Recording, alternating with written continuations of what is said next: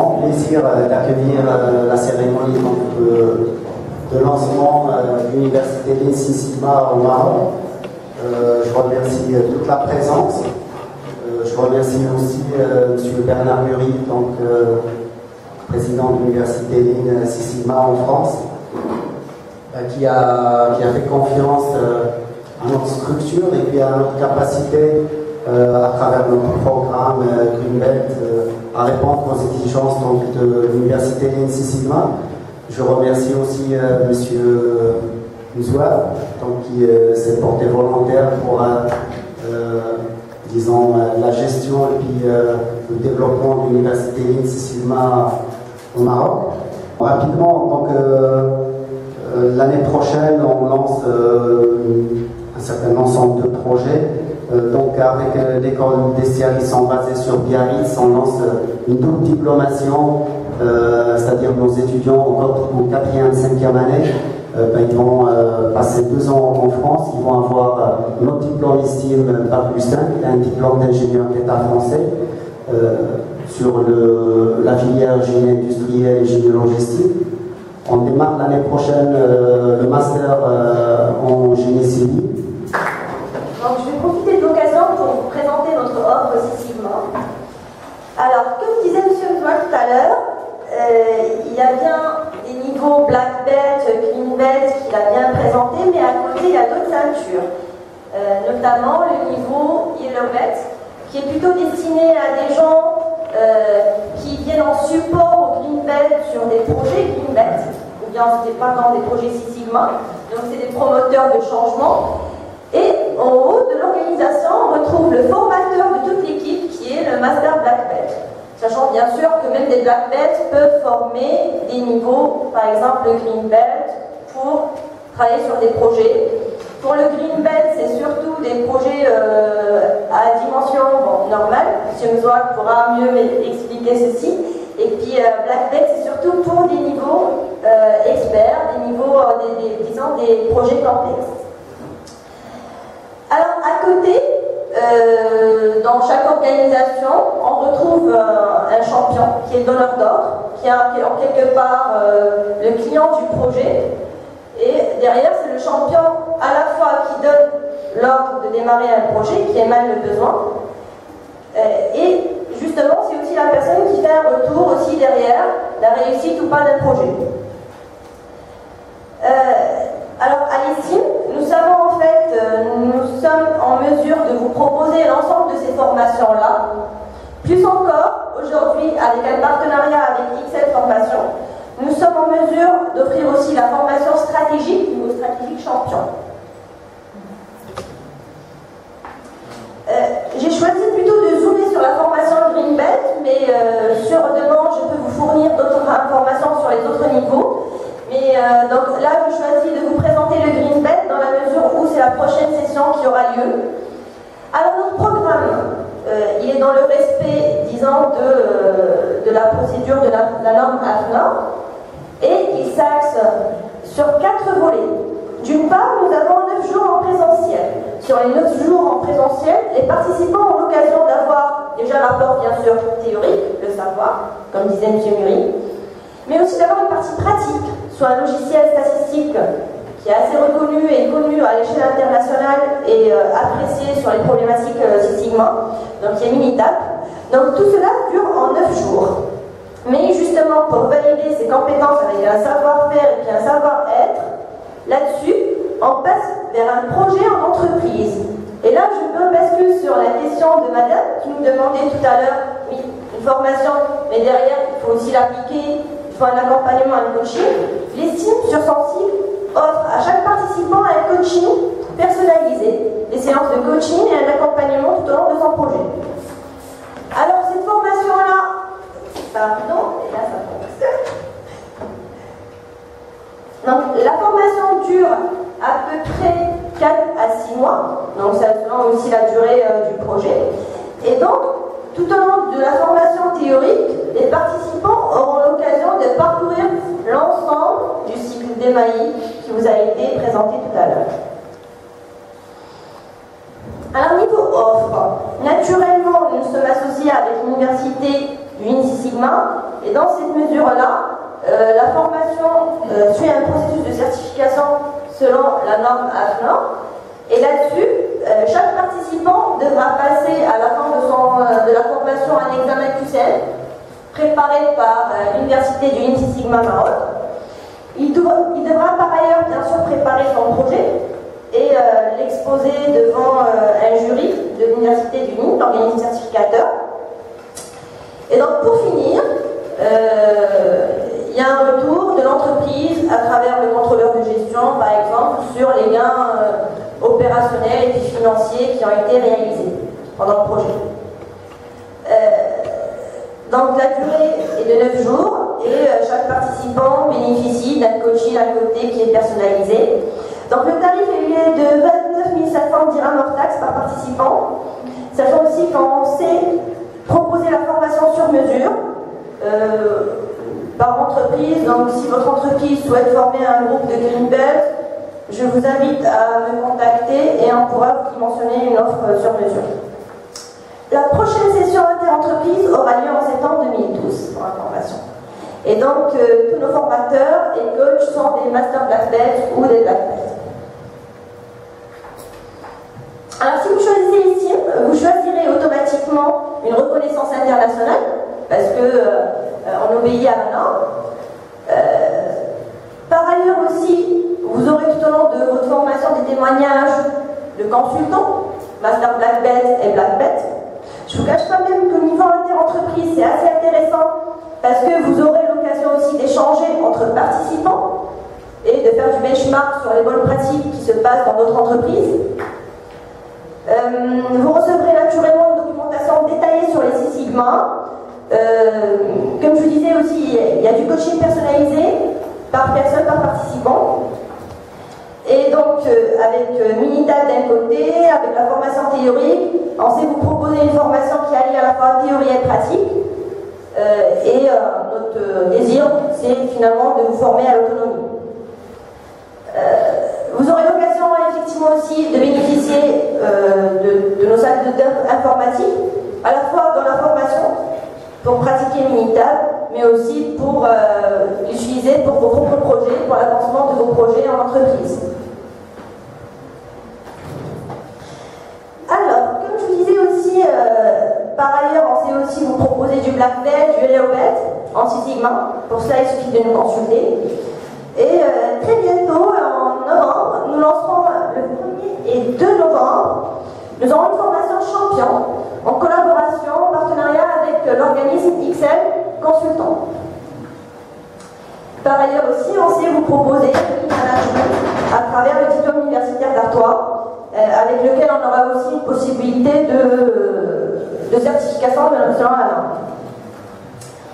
Et pour toute information, vous pouvez soit contacter Iman Khalmi, soit alors contacter ma collègue Samira Jackie, qui vous a accueilli lors de l'enregistrement. Voilà, merci. Alors, à ce stade-là, nous sommes disponibles pour répondre à vos questions et j'ouvre le débat avec Monsieur Muriel. Donc, si vous avez des questions.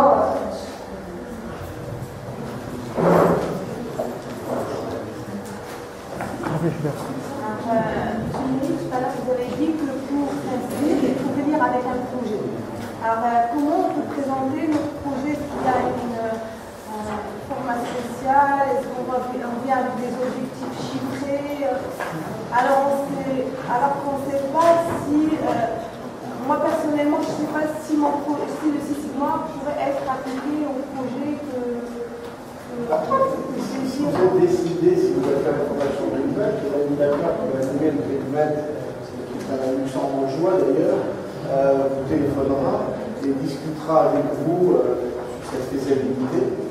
Est-ce que c'est un vrai projet? Est-ce qu'il peut se faire un Six Sigma? Un projet en sens. C'est un grand projet, je ne sais pas si je vois. En fait, j'ai un grand projet. J'ai commencé, par hasard, j'ai découvert le livre et c'est du livre que j'ai découvert le Six Sigma. Et je me dis, est-ce que je dois, parce que tout ce que j'ai vu sur Internet, je parlais à droite à gauche, c'est surtout dans l'industrie automobile. Je n'ai pas encore de feedback par rapport aux industries agroalimentaires, au processus continu. Puisque que j'ai... On ne prend pas de projet si les gains ne sont pas ceux qui ont été indiqués là.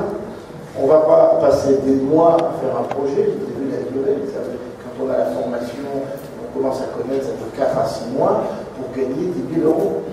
Donc un projet qui gagne 10 000 euros, moi je ne le prends pas, on ne le prend pas. Le champion, parce qu'il y a des structures, le champion qui est la personne qui sélectionne le projet et le candidat de l'entreprise, va dire niet, ce projet on ne le prend pas, parce qu'il n'est pas assez rentable.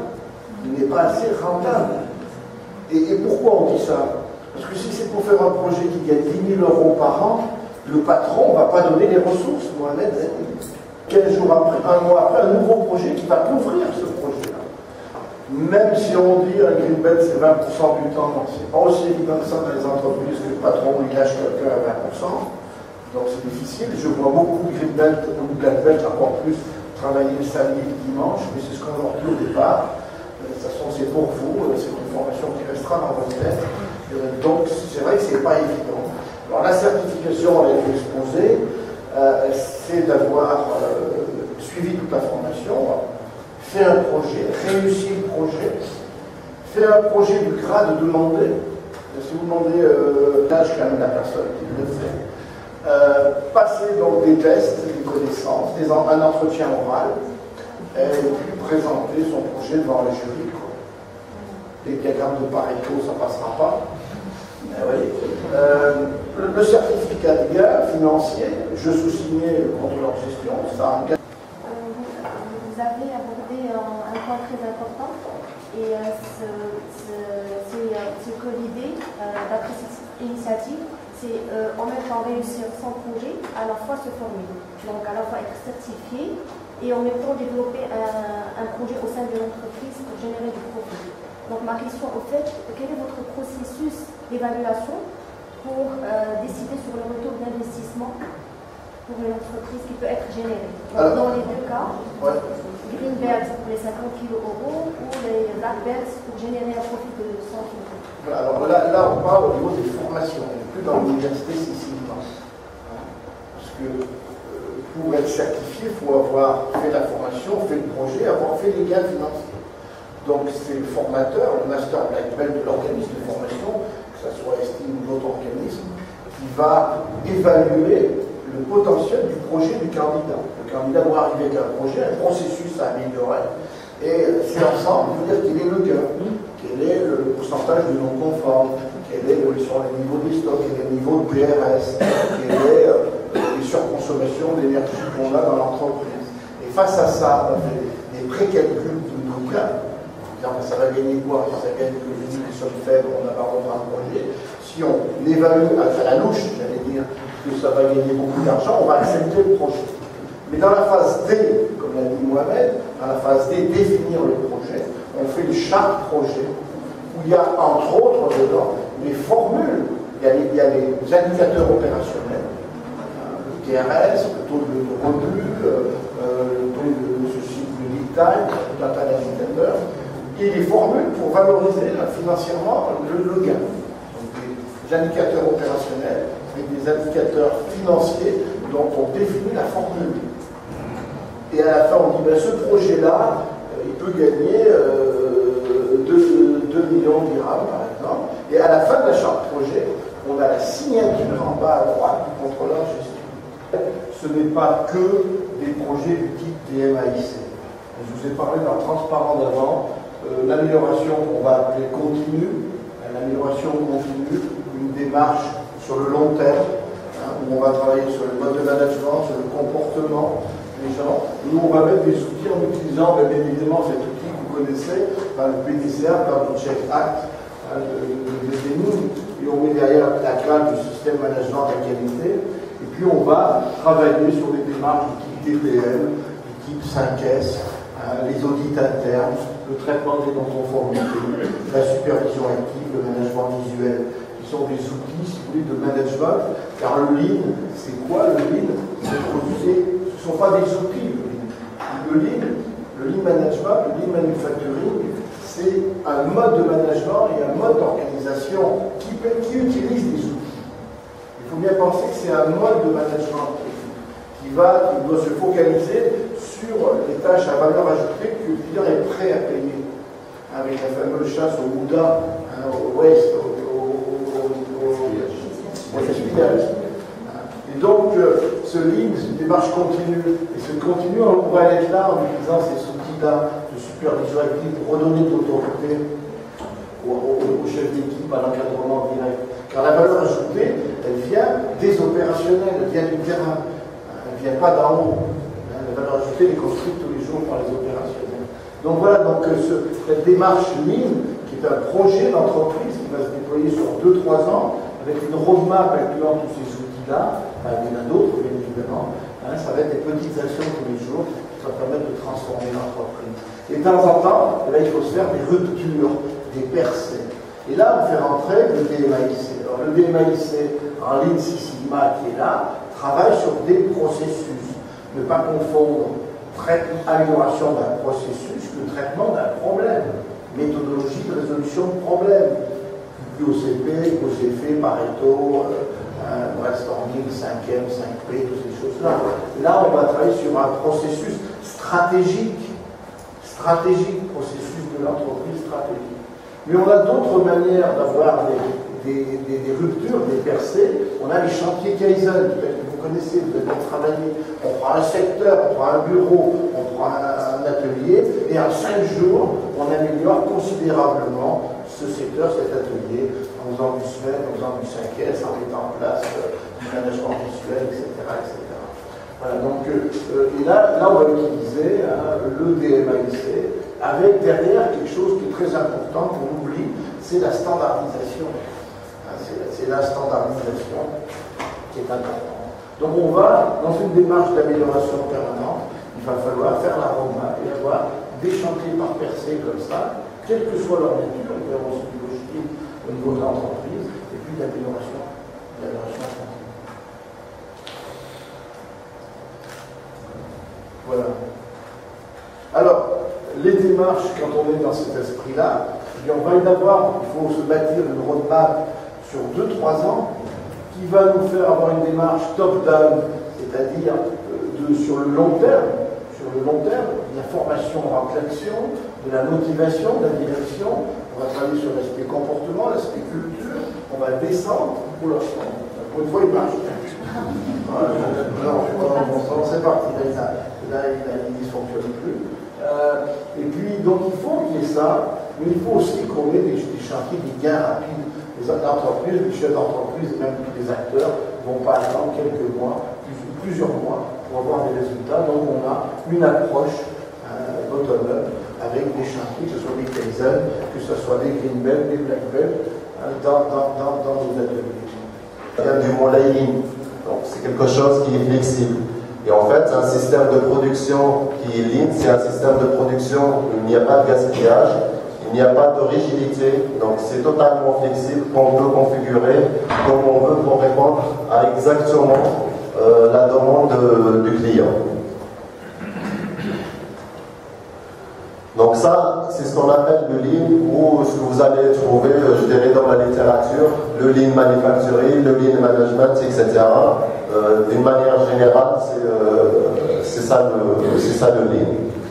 Alors, donc ça, c'était, je dirais, la démarche japonaise, que je rappelle qu'au début, ça vient des États-Unis, parce qu'en fait, le père du système de production Toyota, qui s'appelle Daiichi Ono, c'est quelqu'un qui était parti aux États-Unis après la Deuxième Guerre mondiale pour récupérer les bonnes pratiques.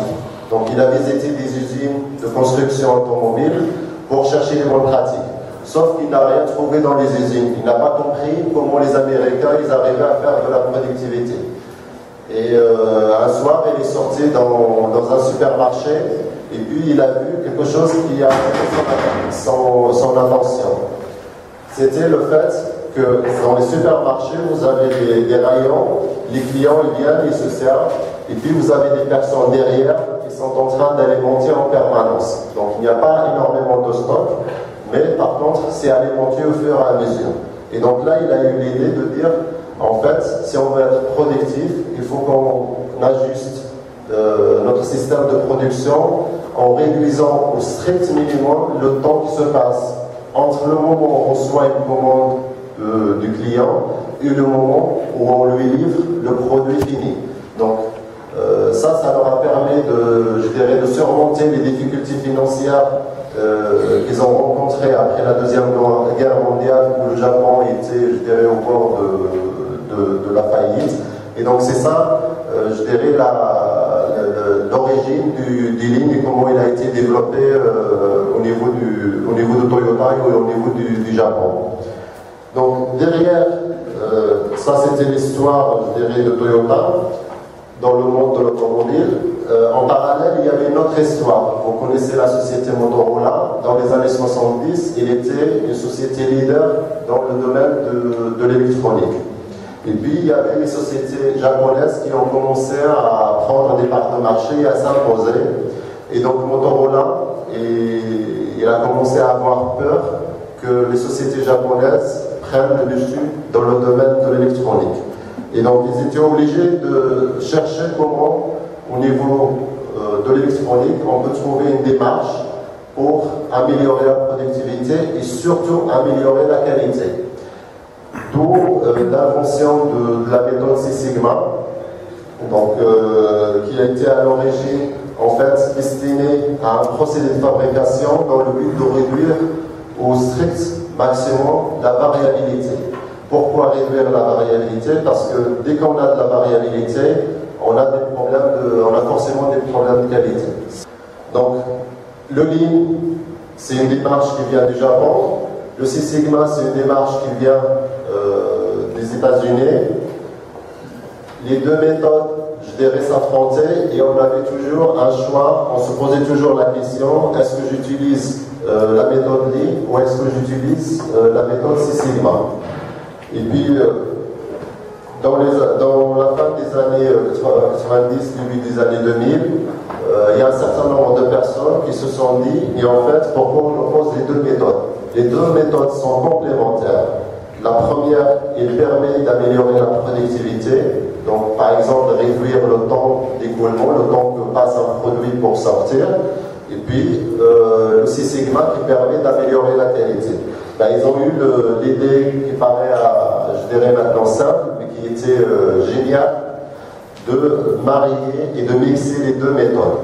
Donc là, typiquement, on voit bien, par exemple, sur cette courbe-là, vous voyez que le Lean va permettre de réduire, je dirais, la moyenne, par exemple, d'un temps de fabrication d'un produit ou d'un service, et que le Six Sigma va agir sur la variabilité du processus. Et donc, si on arrive à marier les deux, ben, la société va avancer, que ce soit au niveau productivité, que ce soit au niveau qualité.